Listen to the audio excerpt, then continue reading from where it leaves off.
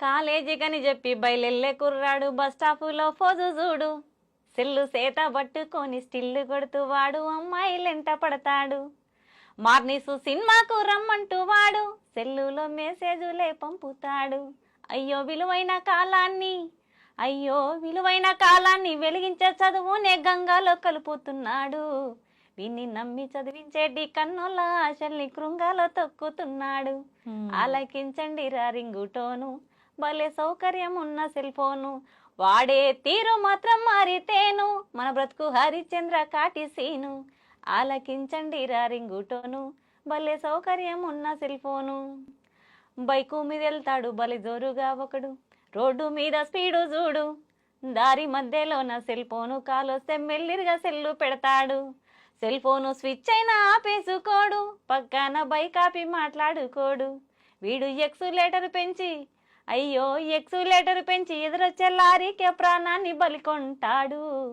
వీడు కట్టుకున్న దాని పసుపు కుంకుమ చెడిపి ముండమోపిగా మారుస్తాడు.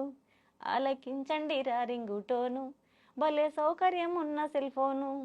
ఈ సెల్ ఫోను పుణ్యాన యువతరంలో నడత పెడదారి పట్టిపోతుంది.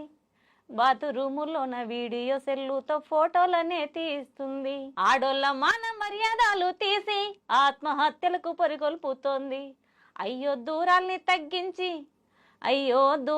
తగ్గించి చిటికేల్లో కబురంపే సాధనమురా సెల్లు ఫోను. విపరీతాలకు దారి తీసేటి మనసును అదుపులో పెట్టుకుంటేను. ఆలకించండి రా రింగుటోను, భలే సౌకర్యం ఉన్న సెల్ ఫోను. వాడే తీరు మాత్రం మారితేను, మన బ్రతుకు హరిశ్చంద్ర కాటిసీను. ఆలకించండి రా రింగుటోను, భలే సౌకర్యం ఉన్న సెల్ ఫోను. సూపర్ అండి, నిజంగా థ్యాంక్ యూ మేడం. చక్కగా పాడుతున్నారు. అసలు ఏం చెప్పాలో కూడా నాకు అర్థం కావట్లేదు. నిజంగా ఎంత మంచి. ఈ పాట ఎవరు రాశారు అసలు? ఈ పాట రెల్ల సింగరు జానకిరామన్న అని ఖమ్మం అన్న పాడాడు సాంగ్. ఇది తన ఛానల్లో. ఇది నాకు మంచిగా యూజ్ అవుతుంది. నిజంగా ఎంత ఇన్ఫర్మేషన్ అయితే మన మొబైల్ గురించి ఇవ్వచ్చో, మన లైఫ్ ఎంత రిస్క్ లో పడుతుంది, దానివల్ల ఎంత ఉపయోగం ఉందనేది టోటల్ ఇన్ఫర్మేషన్ అంతా పాటలో తెలిసిపోతుంది. హరిశ్చంద్ర కాటిసీన అంటే శ్మశాన వాటిక. మనం ఏ రకంగా చనిపోయినా కూడా చివరికి వెళ్ళే ఘట్టం అదే కాబట్టి వాడే తీరు మాత్రం మారితే మన బ్రతుకు హరిశ్చంద్ర కాటిసీను.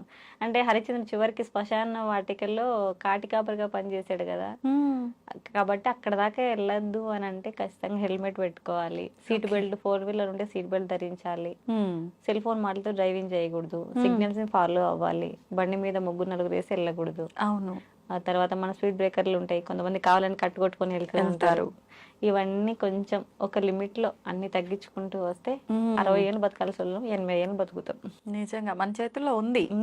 కానీ మనమే స్వతహాగా జలసాలకు అలవాటు పడి జీవితాన్ని నాశనం చేసుకుంటాం తెలియకుండానే.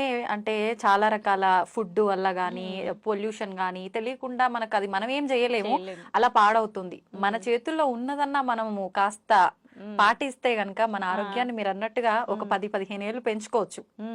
అప్పటి తిండి తిన్న వాళ్ళు మేడం మనకి 100 పైబడి బతికిన వాళ్ళు ఇప్పుడు ఉన్నారు. కానీ ఇప్పుడు ఏ చిన్న పిల్లాన్ని రక్తం తీసి టెస్ట్ చేసినా షుగర్, బీపీ